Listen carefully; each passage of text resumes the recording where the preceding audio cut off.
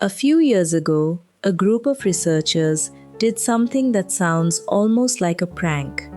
They took people your age, people with knees that complain in the morning, people who had not seen the inside of a gym since the 80s, and they handed each one a small plastic device about the size of an inhaler and said, "Breathe into this, hard, 30 breaths, that is all. Then go on with your day." 6 weeks later, they measured their blood pressure again. It had come down about 9 points. 9 points. That is in the same range some people get from a first prescription, from breathing, sitting in a chair, in their own kitchen, 5 minutes a day. I have been sitting with that study for a while now, and what stays with me is not the number. What stays with me is the question underneath it. If something that small can do that much, how many other things have we been told were impossible when they were only inconvenient to explain? Now, let me guess where you went just now. Part of you got interested, and another part, the older part, the part that has been around the block, folded its arms. Because you have heard promises before. You have heard them from magazines in waiting rooms, from a son-in-law who read something online, from a commercial where a man your age runs down a beach at sunrise for no reason anybody has ever explained. And you are thinking, if it were that simple, my doctor would have told me. I want to take that thought seriously because it is a fair one. And I think the answer is not what people assume. Your doctor has about 9 minutes with you. 9. In that time, they have to hear what brought you in, check what they are required to check, look at the numbers, decide about the medication, and write it all down before the next person is waiting. 9 minutes is enough to manage a disease. It is not enough to teach you a habit. So you walk out with a prescription and a follow-up date, and everything else, everything that happens in the 23 hours and 51 minutes when nobody is looking, that part is left to you. And nobody handed you the instructions. That is what this is, the instructions. And there is one more thought, the quiet one, the one people do not say out loud. Somewhere in there you are wondering whether it is late, whether the smoking years, the stress years, the years you ate standing up at the counter because everybody else had to be fed first, whether all of that already wrote the ending, and the only thing left is to wait and find out. I am not going to talk you out of that feeling. Did not come from nowhere. You have been to the funerals. You have watched the phone calls get shorter and the list of names get shorter with them.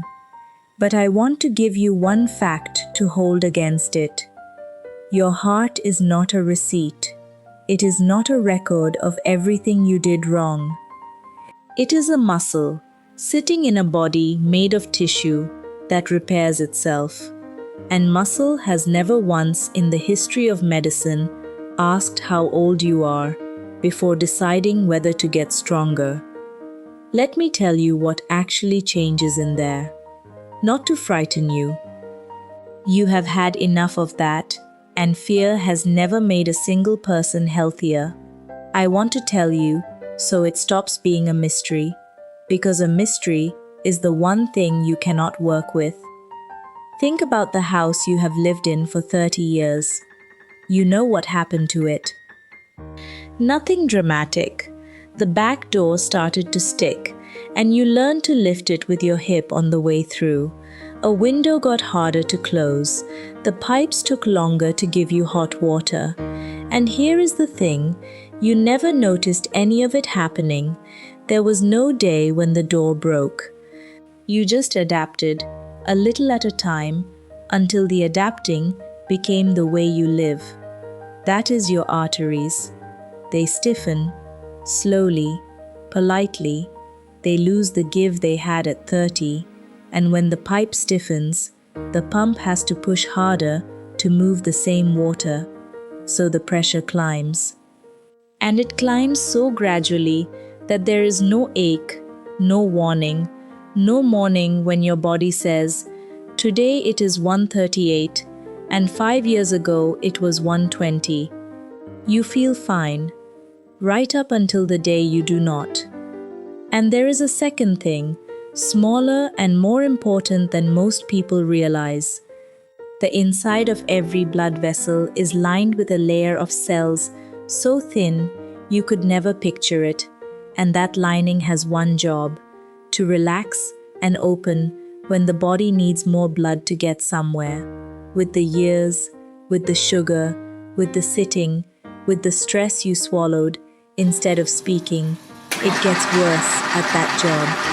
It forgets how to open. A stiff pipe, a lining that forgot how to relax. A pump doing more work every year in silence for someone who is busy taking care of everybody else. That is the picture. And here is the part nobody puts in the commercial. Every single one of those things is trainable. Not with an hour a day, not with a membership to a place you would feel foolish walking into, with minutes. Real ones, measured in real studies, on real people who were your age, with your knees and your schedule. So let me give them to you. 5 minutes, one at a time, and listen for the one that is yours, because one of these is going to land differently than the others, and you will know which when it comes. The first minute is the one you would never guess. You breathe, on purpose, slowly, not the way you are breathing now, shallow, high in the chest, half of it forgotten, 6 breaths a minute, 5 seconds in, 5 seconds out, 60 seconds, and no more than that. And I know exactly how that sounds. It sounds like the thing people suggest when they have run out of real suggestions. But there are sensors in the wall of the artery in your neck, and their whole purpose is to report to your brain how hard the blood is pushing. Breathe slowly and deeply, and those sensors get sharper. The brain gets better information. And with better information, it turns the pressure down. Researchers measured exactly this. Slow breathing at 6 breaths a minute improved that reflex and lowered blood pressure in people with hypertension. The American Heart Association looked at guided slow breathing and called it reasonable to use. 60 seconds, a body that has been braced for 30 years being told for the first time in a long time that it can put its shoulders down. Do it before you get out of bed, before the news, before the day gets its hands on you. The second minute is the one from the study I opened with. Your lungs have muscles. You have never once thought about them. They have been working since your first second of life, and you have never given them a moment's attention. And like every muscle you ignore after 50, they weaken. So the researchers did the obvious thing that nobody had bothered to do. They made people breathe in against resistance. 30 breaths, 5 minutes, 9 points in 6 weeks. And if you never buy the device, take the principle, because the principle costs nothing. Your lungs are trainable. Breathe in slowly and deeply and completely until the bottom of your ribs move and your belly moves and the breath stops being polite. Most of us have not taken a full breath in years. We take enough to keep going. That is a different thing. The third minute will make you laugh first and think second.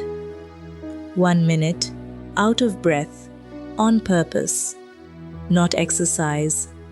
Nothing to change clothes for. Scientists have a name for it. Incidental activity. Effort that hides inside an ordinary day. The stairs instead of the elevator.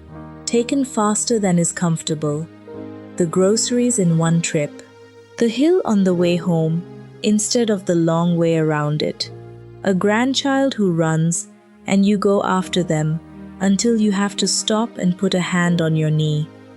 They put trackers on thousands of adults who did no formal exercise at all.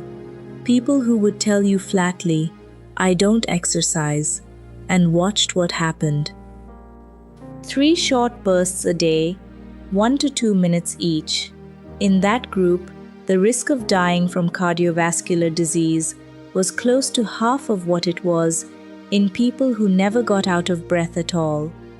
Sit with that, because it undoes a story a lot of us have carried for years.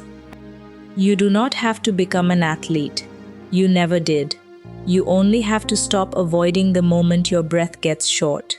Because that is what we started doing, quietly, without deciding it. We took the elevator, we parked closer, we let someone else carry it in. Every one of those was a small kindness to yourself in the moment and a small subtraction from the total. Go a little faster on the stairs. That is the whole prescription. The 4th minute happens after dinner, and it may be the most underrated thing on this list. You eat the same meal you have eaten for 30 years. Then you sit down in the chair, the good one, the one that has your shape in it already, and the television comes on. And inside you, over the next hour, sugar climbs, then fat climbs. And that thin lining, the one whose job is to relax and open, takes a hit. Every night, quietly, nobody feels it. Now walk, 2 minutes, 5 if you have them, around the block, around the kitchen, up and down the hallway while the kettle finishes. The muscles in your legs are the largest sugar sponge in your body, and when they contract, they pull sugar out of the blood without waiting for permission from anything. 2 to 5 minutes of easy walking after eating was enough to blunt the spike. And the meal that matters most is the evening one, the big one, the one whose sugar sits in you all night while you sleep. 2 minutes. It is almost embarrassing how small it is. And the 5th minute is not really a minute. It is a rule. Every half hour you sit, get up. Researchers put older adults in a comfortable chair for 8 hours a day and tested every way of interrupting it they could think of. What worked, the only pattern that moved both numbers, was 5 minutes of walking for every 30 minutes of sitting.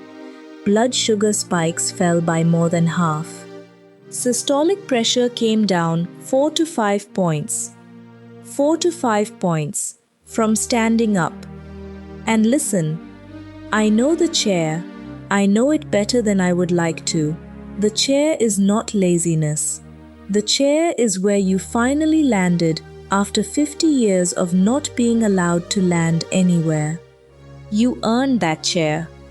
I am not asking you to give it up. I am asking you to stand during the commercial. Walk to the window. Look at the street. Sit back down. That is the routine. 5 minutes, scattered through a day you were going to live anyway. Not 5 minutes in a row. That is what people get wrong when they hear it. Nobody is asking you to find a block of free time. You have been looking for one since 1985, and there isn't one. These are minutes you already own. They are lying around unused, between things.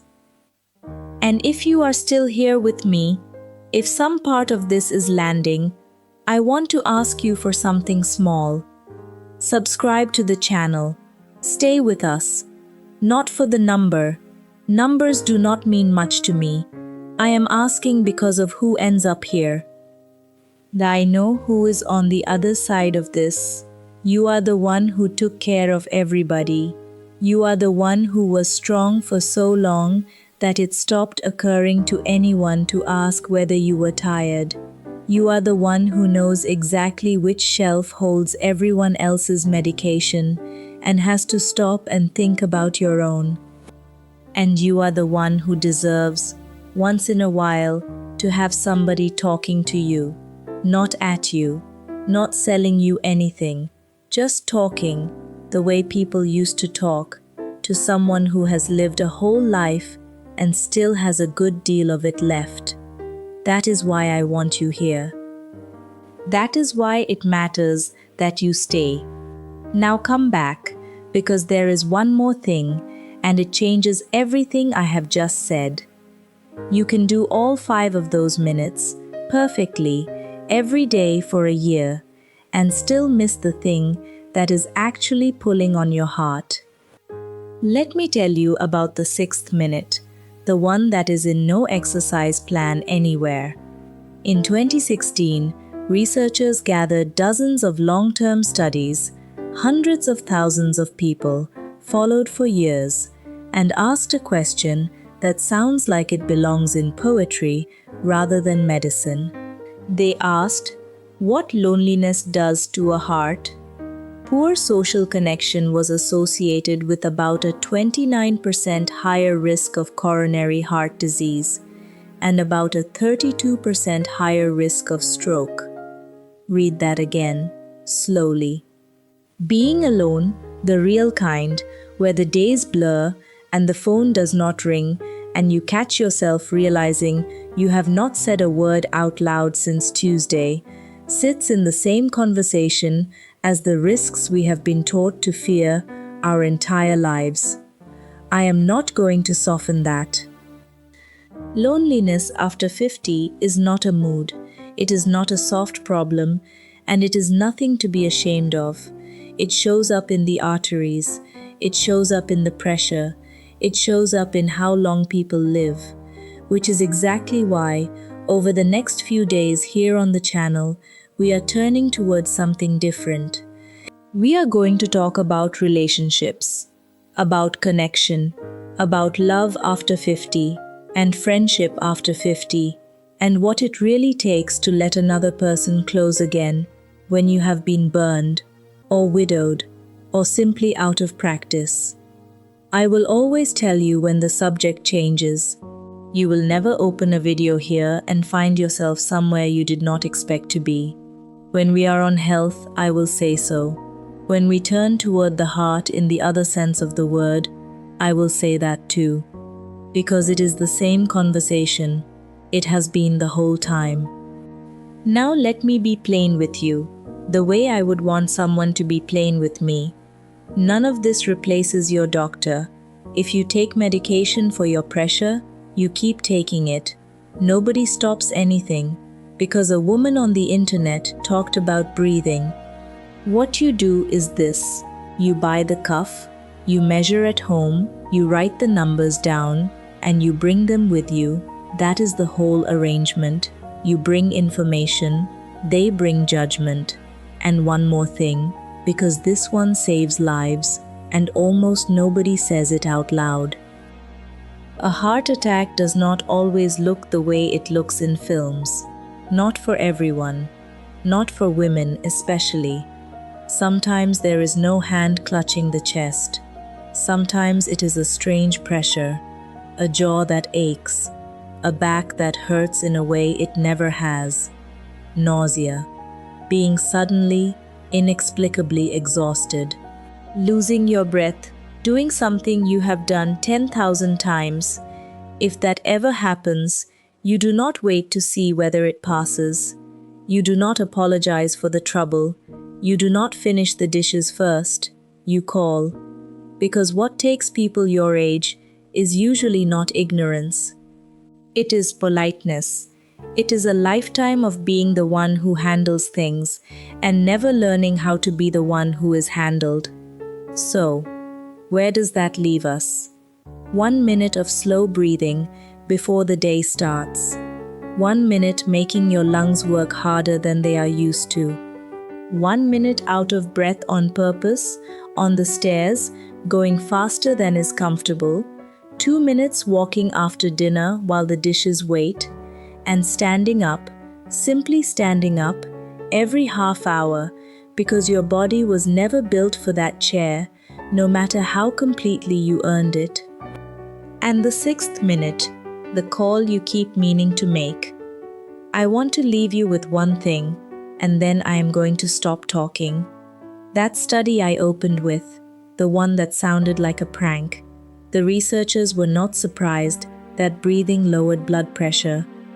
They knew it might. What surprised them was how little it took, how small the ask was, how long it had been sitting there, unclaimed. I think there is a great deal in a life like yours that is sitting there, unclaimed. Not because it is hard, because nobody ever came and told you it was yours. Tonight, when the house has gone quiet and there is nothing left that needs you, put your hand flat on your chest. Do not fix anything. Do not plan anything. Just feel it. 60, 70, 80 times a minute. Still there. Still working. Still on your side after everything. It has been waiting a long time for you to come back for it. If this reached you, if any part of it felt like it was written about your life and not somebody else's, subscribe and stay with us. Then send it to 5 people. 5. The friend who lives alone now. The brother who will not go to the doctor. The one you have been meaning to call for 2 months and have not. Sending it is the call. And leave me a comment, not a kind one, an honest one. Tell me which of those 5 minutes you already know you are going to skip, and why. I read them. I learn more from you than you would believe. Then, tell me what you want next. What is the thing nobody is talking to you about? The thing you would like to hear said out loud by someone who is not selling you anything. Say it. I am listening. Your heart did the hard part already. It showed up every day of your life without being asked. Now it is your turn.